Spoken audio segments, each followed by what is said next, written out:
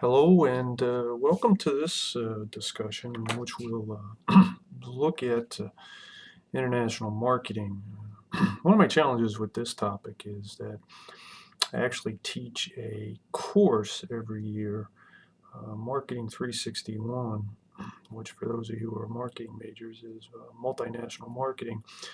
And so I have to try to take a thing that I teach as a full semester course and kind of crunch it into one lecture, and even more fun, try to crunch it into less than 20 minutes in a video. So we're going to do a couple things in this discussion. One is we're going to give a definition, not the definition, but a definition of international marketing, and then we're going to talk about two topics. One is macro environmental considerations, and the other is the four P's of marketing, both of which we're going to approach from an international perspective. Okay, so definition of international marketing, a really simple and a very broad definition is a company markets its products in multiple countries, excuse me. So again, a company markets its products in multiple countries. So if you've traveled abroad, and if you haven't traveled abroad, my piece of advice is get a passport and get it fast. The world's a very different place than it was when I was your age, and you know, despite a couple of our major party political candidates, my belief is that international trade isn't going away anytime soon. And so as a result, in order to do international marketing, you have to be familiar with other countries and other cultures because they can have a big impact on either success or we won't call it failure, but we'll call it not so success. And just to give you an example, I mentioned in an earlier video that I was spending a couple of weeks in the People's Republic of China, or what people call China, basically mainland China. And that was my third time that I visited China. And if you'd have told me when I was your age, if you'd have told me that I would ever visit the People's Republic of China, I would have looked at you like you had two or three heads. Just it was unfathomable. China was a communist country. The U.S. was a very democratic country. China was in the midst of cultural revolutions and it just no. And yet today, 2016, the People's Republic of China is the second largest trading partner for the United States. And so it's just, is that going to go away anytime soon? I don't think so. If you got an iPhone, if you got an iPad, chances are it was made in China. Okay, so again, we said we would look a little more detail at two topics: macro environmental considerations and the four P's of marketing. And in terms of macro environmental considerations, we're going to use the same framework we discussed in the overview lecture, the PEST, political, economic, sociocultural, and technology. And while we'll look at them independently, there's a great deal of overlap, particularly with respect to international trade, international business, and international marketing. So the first one we'll look at is political, and it's really a relevant one because of the current, and I don't want to get too political, but the current campaign that Mr. Trump and Mrs. Clinton are waging for President of the United States. Both of them, to be fair, I think it's fair to say that both of them are somewhat skeptical, if not really skeptical, about the value of international trade. And from a political perspective, that can play out in terms of the kind of policies that are either enacted or not enacted. So, for example, Mrs. Clinton has said and Mr. Trump has said that they're going to look real closely at this Trans-Pacific Partnership, this multi-country trade agreement that the U.S. is a signatory towards. Mr. Trump has further indicated that he's going to levy really high tariffs on Chinese products to correct the trade imbalance that exists between the United States and China. And while it's true that the U.S. and China are major trading partners, there's a real imbalance in terms of the amount of Chinese products that are imported into the United States versus the amount of U.S. products that are imported into the People's Republic of China.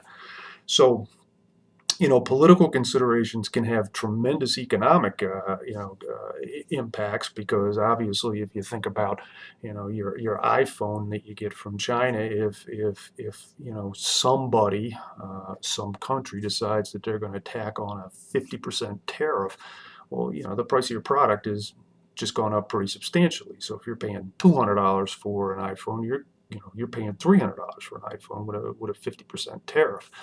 So again, there's a lot of different aspects associated with political considerations with respect to to international trade. Another one that we can bring up, another political issue that we can bring up that's also an economic issue, is the long-standing trade embargo between the U.S. and Cuba. And that is showing some signs of thawing, and very likely, my opinion, again, just my opinion, within the next 10 years, I think you're going to see stuff being traded legitimately, as opposed to kind of the special exceptions that currently exist.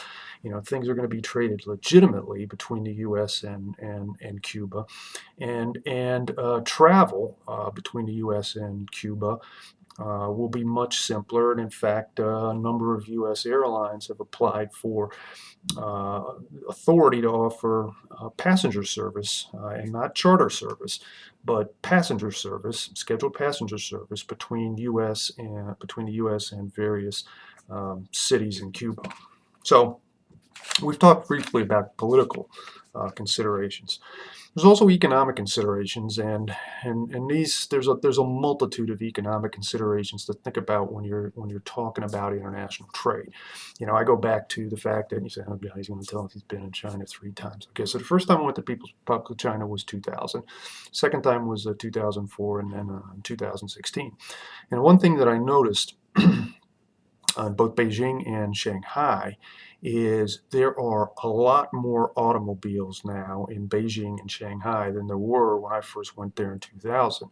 And part of the reason for that is that there's a rapidly growing middle-class population in China. And if you think about it, there are a lot of people in China to start with, right?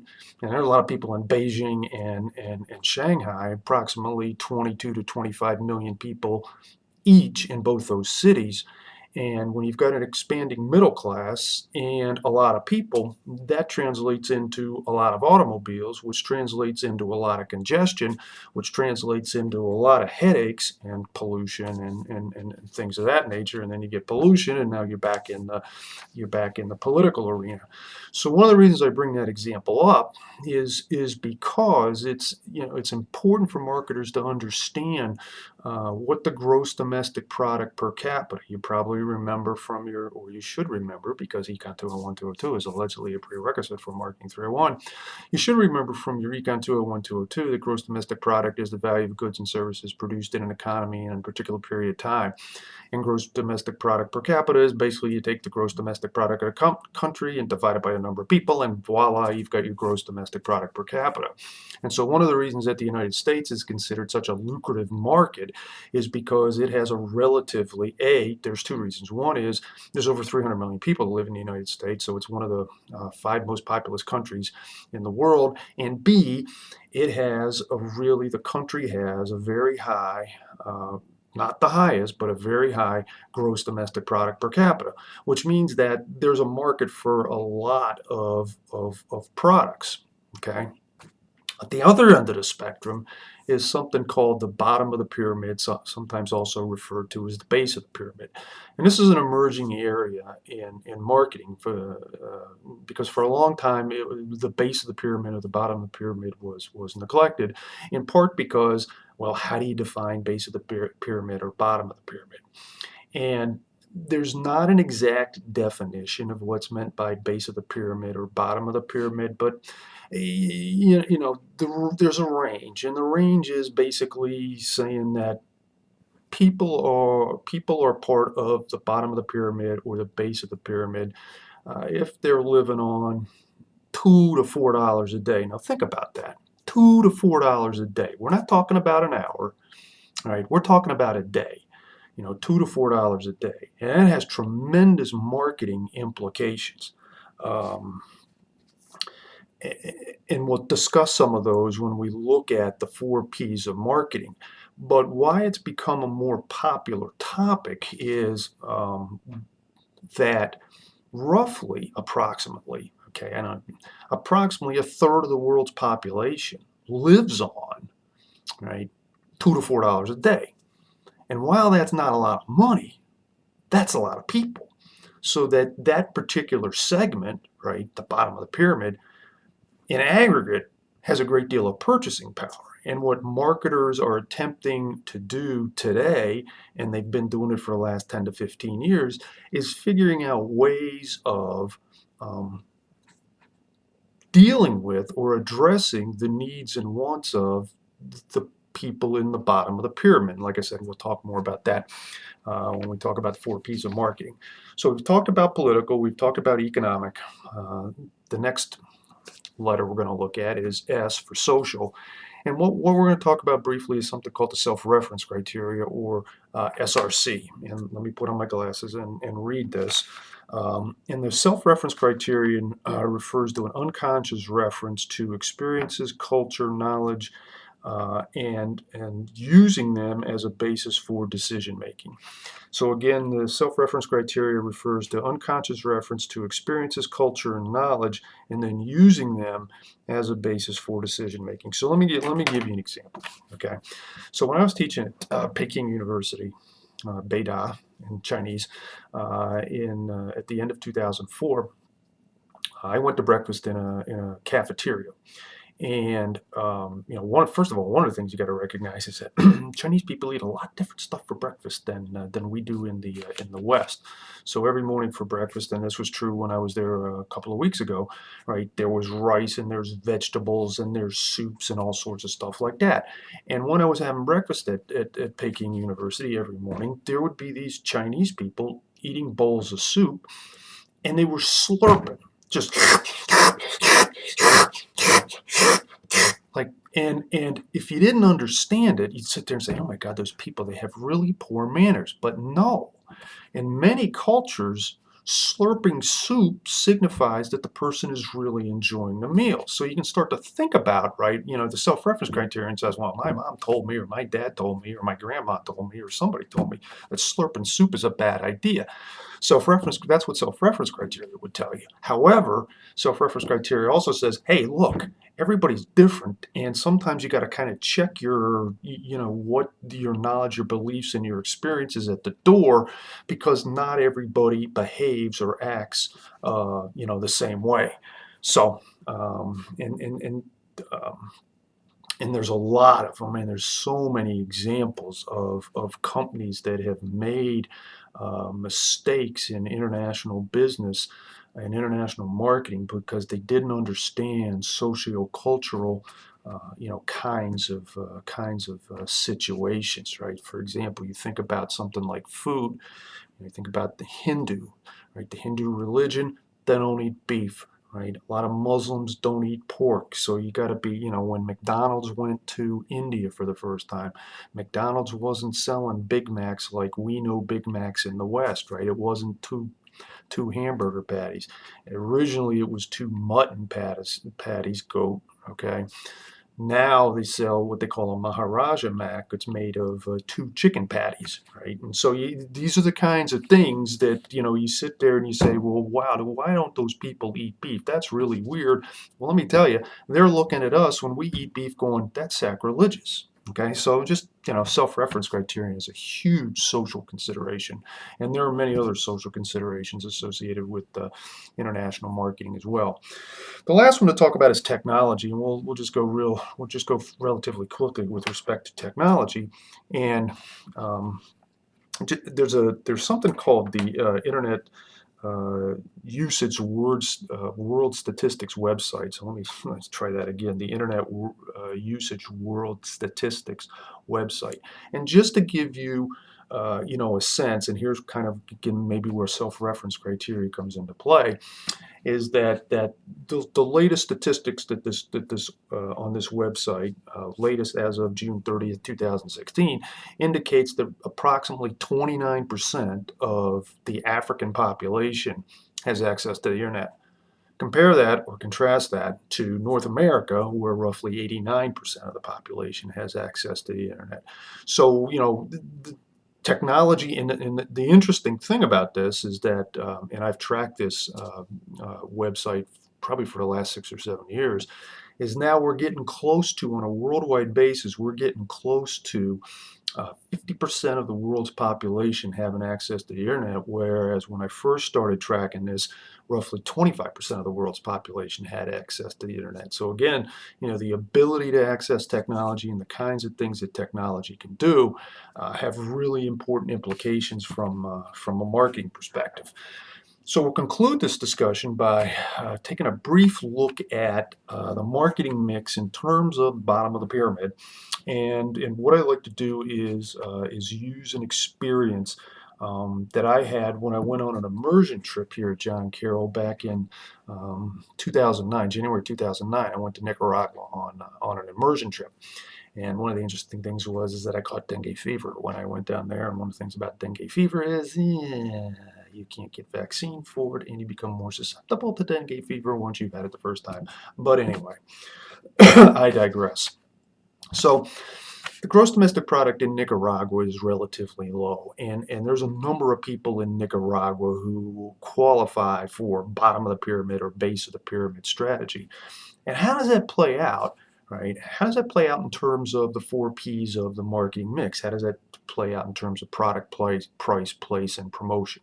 So one of the things that was real interesting was that the area that I stayed in, Managua, which is the capital of Nicaragua, there were a number of really, really, really small stores that were operating literally out of the front porch of some of the residences in the community in which we were staying.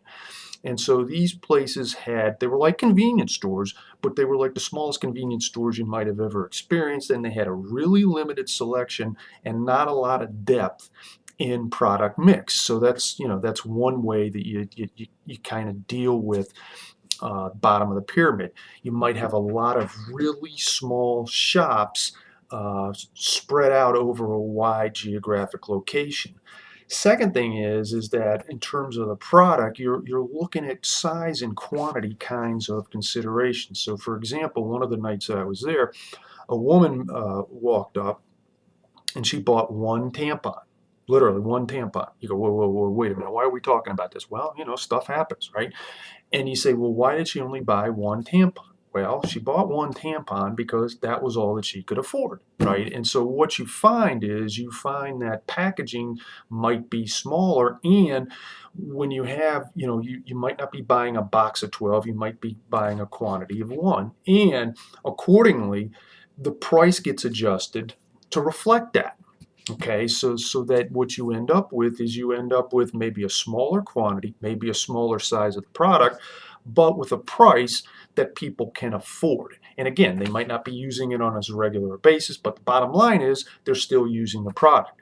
And then finally, when you look at promotion, you say, well, exactly how are you going to promote the product price and price kind of situations, and you might not be using big advertisements. You might be using things like word of mouth or billboards, and moving billboards like bicycles or mass transit vehicles or things like that.